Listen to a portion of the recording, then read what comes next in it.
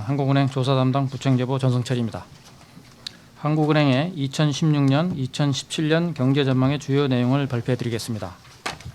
한국은행은 최근 국내외 여건 변화 등을 고려하여 우리 경제의 금년도 성장률을 2.7%, 내년도 성장률을 2.8%로 전망하였습니다. 금년 중 성장률 전망치는 건설 투자 실적 호조 등에 따른 상방 요인과 설비 투자 및 순수출 실적 부진 등 하방 요인을 반영하여 이전 전망 수준을 유지하였습니다. 내년 중 전망치는 지난 7월에 비해 세계 교역 신장률 회복 지연 등을 반영하여 소폭 하향 조정하였습니다. 향후 성장 경로상의 상하방 리스크를 살펴보면 주요국의 경기 부양 정책, 원자재 가격 상승 등에 따른 세계 경제 성장세 확대, 교역 탄성치 회복에 따른 세계 교역 신장률 상승, 국내 건설 경기 호조세 지속 등의 상방 리스크와 중국 성장세 둔화, 미국 금리 인상, 브렉시트 진행 등에 따른 글로벌 성장 둔화 가능성, 기업 구조 조정에 따른 경제 심리 위축 가능성 등 하방 리스크가 혼재되어 있는데 상하방 리스크의 크기는 대체로 중립적인 것으로 평가하고 있습니다. 한편 소비자 물가 상승률은 금년 중 1.0%, 내년 중 1.9%를 나타낼 전망입니다. 올해 소비자 물가 상승률 전망치를 지난 7월에 비해 소폭 하향 조정한 것은 국제 유가가 계속 낮은 수준을 유지한 데다 3, 4분기 중 전기료 누진제 한시적인 완화의 영향 등을 반영한 것입니다. 앞으로 연말로 갈수록 저유가의 영향이 약화되고 전기료 한시 인하도 종료되면서 소비자 물가의 오름폭이 확대됨에 따라 금년 하반기 상승률이 1.1%로 상반기 0.9%보다 높아질 것으로 전망됩니다. 2017년 중에도 소비자 물가는 국제유가의 반등, 국내 경기 완만한 성장세 등에 따라 오름세가 점차 확대되어 내년 상반기 중에는 물가 안정 목표에 근접할 것으로 예상됩니다. 경상수지 흑자 규모는 금년 중 970억 달러를 기록하고 내년 중에는 국제유가 상승 등으로 상품 수지 흑자가 축소되고 여행 수지 악화 등으로 서비스 수지 적자가 확대됨에 따라 올해보다 줄어든 800억 달러 내외를 기록할 전망입니다. 이에 따라 GDP 대비 경상수지 흑자 비율은 2015년 7%대 후반에서 2016년 6%대 후반, 2017년 5% 중반으로 하락하는 등 점차 낮아질 것으로 예상됩니다. 이상으로 이번 경제전망의 주요 내용에 대한 설명 마치고 보다 자세한 내용은 지금부터 장민 조사국장이 발표하도록 하겠습니다. 네, 안녕하십니까. 한국은행 조사국장 장민입니다. 한국은행의 2016년 10월 경제전망 내용에 대해서 보다 자세한 설명을 드리도록 하겠습니다. 우선 경제전망의 배경이 되는 대외 경제 여건을 보면 향후 세계 경제는 미국 등 선진국과 일부 신흥국을 중심으로 완만한 성장세를 이어갈 것으로 예상이 됩니다. 그렇지만 미 연준의 금리 인상 재개, 브렉시트 협상, 중국의 가행 설비 구조조정 등 성장의 하방 리스크가 잠재해 있습니다. 국가별로 보면 미국 및 유로 지역은 소비를 중심으로 완만한 성장세를 이어가고 인도 등 신흥국도 견조한 성장세를 유지할 것으로 예상이 됩니다. 그렇지만 일본 경제는 수출과 설비 투자의 부진이 지속되면서 성장세가 미약할 전망입니다. 다음으로 국제 유가는 세계 경기 회복 등으로 공급 가행이 완화되면서 완만한 상승 흐름을 이어갈 전망입니다. 다만 당분간은 오펙 산유국의 감산 이행 여부 등의 영향을 받으며 높은 변동성을 보일 것으로 예상이 됩니다. 이러한 여건 하에서 금년 중 국내 경제는 확장적 거시경제 정책 등에 힘입어 내수를 중심으로 완만한 성장세를 지속하고 있으며 2017년에는 세계 교역 회복에 따른 수출 개선 등으로 2.8% 수준의 성장률을 보일 전망입니다. 부문별로 보면 내년 중 민간 소비는 소득 여건 개선 위협 등으로 완만한 증가세를 보일 것으로 예상이 되고 있습니다. 설비 투자는 내년 중 글로벌 경제 여건 개선 등으로 증가세로 전환될 것으로 예상되는 반면 건설 투자는 건물 건설, 선행 지표 둔화 등에 비추어서 증가세가 점차 둔화될 전망입니다. 수출은 세계 교역 신장률의 점진적 회복 등으로 완만하게 개선될 전망이며 이와 함께 상품 수입도 점진적인 회복세를 나타낼 것으로 예상이 됩니다. 이러한 지출 항목별 전망을 감안하면 내년에도 내수 기여도가 수출 기여도를 상회하겠지만 수출 기여도가 올해 0.5%포인트에서 내년에는 0.9%포인트로 점차 높아질 전망입니다. 한편 취업자 수는 금년 중에 기업 구조 조정 영향 등으로 예년보다 다소 낮은 증가세를 보였으나 내년에는 저임금 부분의 일자리 확대, 정부 고용 대책 등이 힘입어서 금년보다는 취업자 증가 규모가 확대될 것으로 예상이 됩니다. 금년 중 소비자 물가 상승률은 국제 유가가 계속 낮은 수준을 유지한 데다 전기료 등 공공요금도 상당폭 인하되면서 전년 대비 1%의 낮은 오름세를 나타낼 전망입니다. 그러나 내년 중 소비자 물가 상승률은 국제 유가 상승, 국내 경제의 완만한 성장세 등에 따라 상반기 중에 물가 안정 목표에 근접할 것으로 예상이 되며 연간 전체로는 1.9%를 나타낼 전망입니다. 한편 권원 인플레이션은 금년과 내년 중에 1.6에서 1.8% 수준의 오름세를 나타낼 전망입니다. 경상수지 흑자 규모는 아까 말씀드린 대로 금년 중 970억 달러, 내년 중 800억 달러 내외를 보일 전망입니다. 이에 따라 GDP 대비 경상수지 흑자 비율은 2015년 7%대 후반에서 16년 6%대 후반, 내년에는 5%대 중반으로 하락할 것으로 예상이 됩니다. 이상으로 경제 전망에 대한 설명을 마치도록 하겠습니다. 보다 자세한 내용은 저희 보도자료와 보고서를 참조해 주시기 바랍니다. 궁금한 사항 있으시면 질문을 해주시면 감사하겠습니다. 예, 지금부터 질문을 받도록 하겠습니다. 질문하실 때는 소속과 성명을 말씀해 주시면 감사하겠습니다.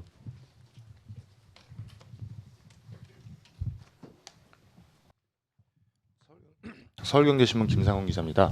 그 올해 성장률 전망치가 2.7% 그대로인데 보면 그 지난 7월 전망과 달리 건설 투자에서 굉장히 좀 많이 더 늘었고 설비 투자 감소폭은 더 커졌고 그리고 상품 수입이 그 7월 전망 때보다 훨씬 더 많이 늘어난 것 같던데 이 설비 투자에서 이렇게 감소폭이 커진 이유와 그 상품 수입에서 기존 하반기 그 전망치가 숫자가 올라간 이유가 뭔지 설명 좀 부탁드리겠습니다.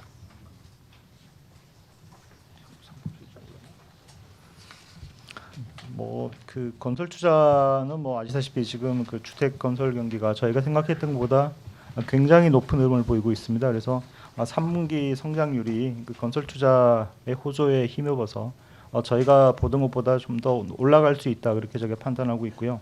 설비 투자가 낮아진 것은 무엇보다 수출이 부진한 데 따라서 기업들이 그 투자를 좀 지연시키고 있고 또 대내외 경제 여건이 워낙 불확실하니까 좀 그 설비 투자가 아무래도 좀 지연되는 측면이 있습니다. 이런 면에서 그 내년도 성장 전망을 보시면 아시다시피 내년에는 좀 이제 그 수출이 증가세로 좀 세계 교육 신장률이 나아지면서 수출도 좀 나아지고 불확실성이 좀 나아진다면 기업들이 올해 못했던 투자를 내년에는 좀 하지 않겠나 저희가 그렇게 보고 있습니다. 상품 수입은 저희가 조금 수치가 올라갔는데 이거는 주로 그 실적시가 좀 반영이 된 거라고 말씀드릴 수 있습니다. 그래서 저희가 봤던 그 상반기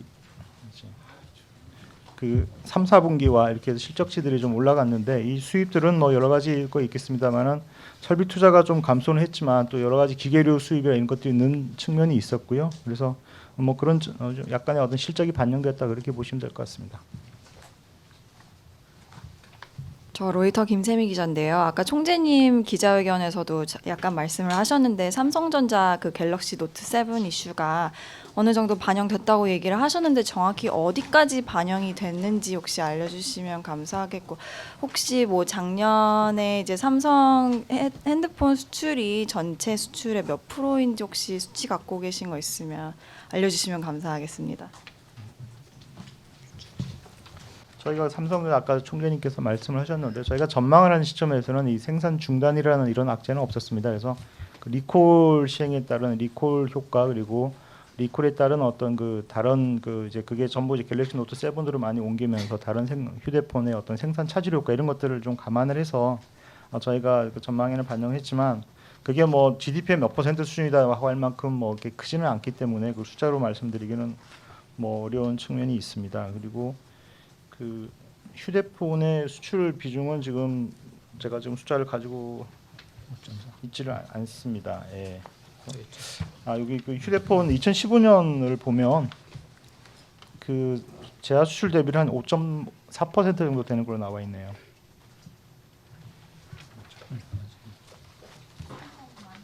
아니 전체 휴대폰. 전체 휴대폰. 네.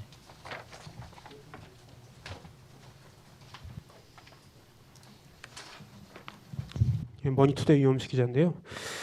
그 경제 전체 흐름이 이렇게 작년하고 좀 다른 거, 그러니까 올해랑 좀 다른 거 같이 전개될 것 같다. 그러니까 작년에 올해 같은 경우는 상고하저고 내년은 지금 상저하고 이렇게 흐름이 보셨는데 지금 하반기 같은 경우에 내년 하반기 같은 경우에 설비 투자랑 지식생산물 투자 이런 게 좀 많이 올해보다 개선이 돼가지고 좀 끌어올리는 것 같은데 좀 이게 어떤 요인에서 좀 전망을 하신 건지 좀 배경을 좀 궁금하고요. 그리고 이제 지금 올해부터 이제 기업 구조조정으로 실업이 늘어날 것 같다는 전망이 많은데 내년에도 악화되고 그런데 연간 고용 전망은 올해보다 소폭 좀 뭐 많이는 아니지만 어쨌든 유지되는 걸로 지금 전망을 하셨는데 이외에 그 기업 구조조정 상쇄할 만한 뭐 다른 이벤트가 있어서 그런지 좀 그런 것 좀 설명 좀 부탁드립니다. 성장 흐름이 뭐 올해 상고하저에서 내년에 상저하고로 바뀐 거는 이거는 뭐 전년 동기 대비로 보다 보니까요 기저 효과가 작용한 겁니다. 이제 다만 저희가 전기 대비로 보면 이게 뭐 어떤 크게 흐름이 뭐 상저하고 뭐 상고하저 이렇게 변하지는 않고요. 이렇게 일반 이렇게 내년 그 전기 대비는 이렇게 올라가는 걸로 이렇게 비슷한 그 전기 대비 성장률을 보이는 걸로 돼 있고요. 그리고 그 설비 투자나 지식 생산물 투자가 이렇게 그 내년에 증가한 걸로 보는 거는 일단 설비 투자는 내내 저희가 그 수출 여건이 올해보다는 나아질 걸로 보고 있습니다. 그러니까 물론 교역 신장률이 그 아까 총재님도 말씀하셨지만 여러 가지 보호무역 주기나 이런 것들 때문에 크게 올라가지는 못하더라도 금년보다는 나아질 걸로 저희가 보고 있고 물론 저희가 보고 있는 건 IMF가 보는 것보다는 좀 상당히 저희는 보수적으로 보고 있는데도 불구하고 성장 전체적인 건 올라가기 때문에 아까 말씀드렸듯이 설비 투자가 올해가 마이너스로 저희가 예상하고 있습니다. 그래서 내년에는 뭐 그에 대한 어떤 유지, 보수 같은 또 이런 측면에서 투자도 필요할 거고요. 그래서 설비 투자 플러스로 간다고 보고 있고 지식 생산물 투자도 뭐 그 정부의 R&D 투자라든지 이런 것들은 계속 꾸준히 진행되기 때문에 증가를 보일 거로 생각합니다. 그리고 실업률에서는 그 구조조정 말씀하셨는데 그 조선 그 고용 효과가 큰 조선 산업 같은 경우에는 그 연간 산업 이런 것들이 다 이미 상반기에 상당 부분 구조조정이 완료가 된 걸로 보고 있습니다. 그래서 그 어떤 그 그러니까 구조조정에 따른 어떤 실업 효과는 지금 이제 남은 산업들 가령 뭐 철강 이런 것들도 이렇게 고용 측면에서는 그렇게 크지가 않고 조선이나 이런 거에 비해서 그리고 내년에는 뭐 또 정부 대책들도 있기 때문에 그 구조조정 효과가 내년 1, 4분기 정도까지는 가겠지만 전반적으로는 고용이 이렇게 올라갈 것으로 그렇게 저는 예상하고 있습니다.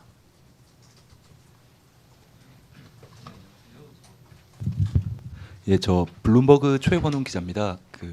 아까 2시 브리핑에서 총재님께서 내년 2.8% 성장 전망에 대해서 잠재 성장률에서 크게 벗어나지 않는 수준이라고 말씀을 하셨는데 그걸 그러니까 2%대 성장에 대해서 그렇게 말씀하신 거에 대해서 조금만 더 설명해 주실 수 있을지 부탁드리고요. 그게 또 물가 수요 측 압력이라는 측면에서도 뭐 크게 문제가 없다는 뉘앙스 정도로 말씀하셨던 것 같은데 조금만 더 설명 부탁드리겠습니다.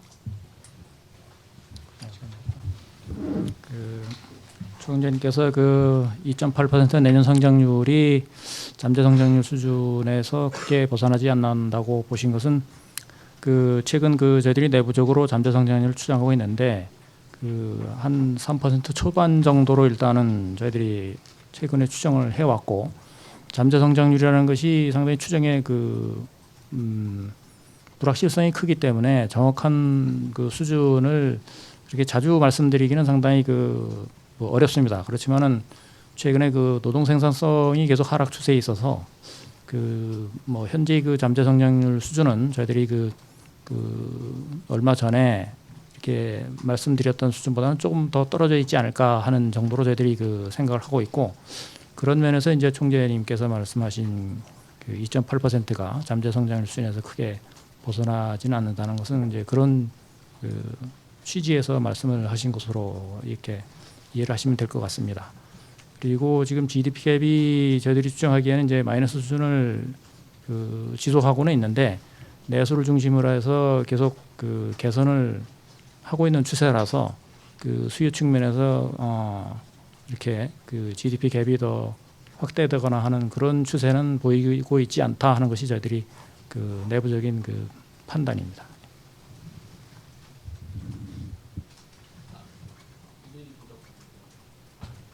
이대일 김정남입니다. 그 한 가지만 좀 질문을 드리고 싶은데 이 갤로트 얘기가 뭐 많이 나왔지만 좀 한 가지만 더 여쭤보면 제가 이제 파악하기로는 그 최근 몇 년간 해외 생산 비중이 높아지고 휴대폰 그 생산액은 오히려 이제 제조업 전체에서 보면 오히려 좀 하락하는 추세를 보이고 있어서 이게 전체적으로 보면 큰 여파가 있지 않을 수도 있다라고 하는 그런 전망들도 좀 있는데 이번에 그 전망을 하실 때 이런 식의 어떤 그 뭐 예를 들어 공장을 이전한다거나 공장을 이전할 때 예를 들어 부품사를 많이 데리고 간다거나 어떤 그런 식의 그 포션까지도 다 계산이 된 건지 아니면은 이게 만약에 나중에 또 수정 경제 전망하실 때 이게 포함이 되면 혹시 지금의 그 전망치에서 좀 더 변동할 가능성도 있다고 보시는지 좀 어느 정도까지 이게 좀 포함이 되신 건지 좀 궁금해서 다시 한번 여쭤보겠습니다.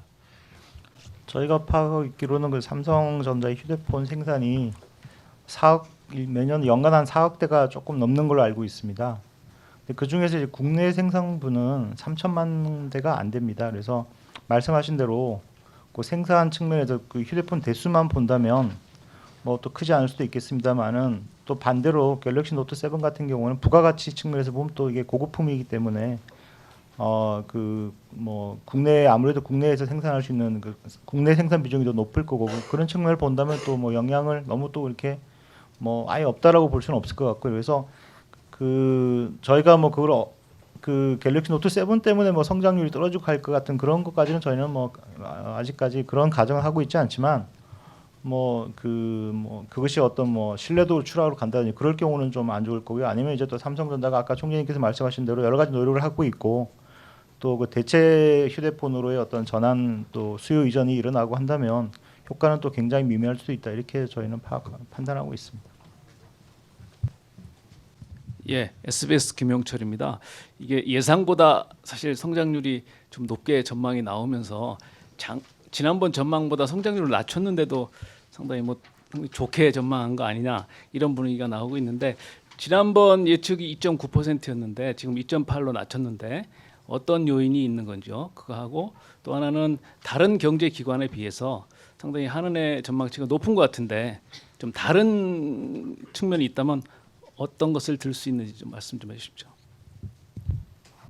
저희가 그 내년도 전망치를 낮춘 것은 일단 기본적으로 저희가 그 내년도 세계 경제 성장률하고 세계 교육 신장률에 대한 전제치를 조금 소폭 하향 조정했습니다. 그래서 그게 따라서 그 우리나라 경제 성장률도 소폭 하향 조정된 측면이 가장 큽니다. 그리고 뭐 바깥 경제 상황을 어떻게 보느냐에 따라는 뭐 보는 사람에 따라 다르기 때문에 뭐 민간이 낮게 본다 아니면 우리가 높게 본다라고 말하는 게 참 어려운 측면이 있지만 기본적으로 보시면 이제 올해 성장률도 보면 뭐 그 민간이 더 낮게 보고 있습니다. 그래서 낮은 베이스에서 계속 이렇게 전망을 하다 보면 계속 좀 낮게 뭐 저희보다 조금 더 낮게 갈 수 있지 않나 그런 생각도 들고요. 그렇지만 저희는 뭐 그 저희가 생각하기에 저희 전망이 어떤 뭐 여러 가지 그 요인들을 고려했을 때 뭐 낙관적이다 그렇게는 저희는 보지를 않습니다.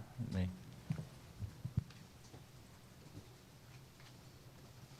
그리고 한 가지 더 뭐 부연해서 말씀드리면 아까 제가 모두의 그 IMF 전망하고 좀 비교를 말씀을 드렸는데 저희 전제치라든지 이런 걸 보시면 IMF에서 보고 있는 세계 경제 성장률이라든지 세계 교육 신장률보다는 저희가 훨씬 더 좀 IMF 같은 경우는 내년도에 그 세계 경제가 3.4% 성장을 하고 세계 교육 신장률은 예전에 탄성치가 회복이 돼가지고 글로벌 금융 이후에 뭐 탄성치가 회복이 돼서 교육 성장률이 뭐 한 3.8%까지 올라갈 거로 이렇게 굉장히 이제 보고 있습니다만은 저희는 세계 경제 성장률도 내년에 한 3.2%로 더 낮게 봤고 세계 교육 신장률도 뭐 예전 수준으로 회복되기는 어려울 거다라고 해서 오히려 그 성장률보다 더 낮게 봤습니다. 3.0으로 해서 그런 점에서 저희가 뭐 결코 저희는 저희 전망이 낙관적이다라고는 생각하지 않습니다. 조금 더 부연 설명을 제가 드리면은 이제 저희들이 기본적으로 그 여러분들한테 공표해드리는 숫자는 저희들이 이제 전망 경로에 상하방 리스크가 여러 가지가 있고 제가 말씀드렸다시피 그런 여러 가지 그 상하방 경로 중에서 가장 그래도 그 실현 가능성이 높다고 저희들이 그 판단하는 그런 수치를 말씀드리는 것이고 전망 그 기관에 따라서 상하방 리스크 중에 어떤 특정 경로에 더 이렇게 더 관심을 두는 그런 기관이 있을 수 있습니다. 그래서 그 전망 기관에 따라서 본인들이 그 그 가장 그 실현 가능성이 높다고 생각하든지 아니면 하방 리스크나 상방 리스크 쪽에 좀 더 관심을 둬서 이렇게 전망하는 기관이 있을 수 있는데 저희들은 그 전망 당시에 그 수집됐던 그 전망 관련한 그 모든 데이터라든지 최근의 경기 흐름 뭐 이런 거로 판단해 봤을 때에 가장 그래도 실현 가능성이 높은 경로를 저희들이 이제 외부적으로 이렇게 공표해 드리는 것이다 이렇게 이해해 주시면 되겠습니다. 추가 질문 있으십니까? 추가 질문이 없으시면 이것으로써 설명회를 마치도록 하겠습니다.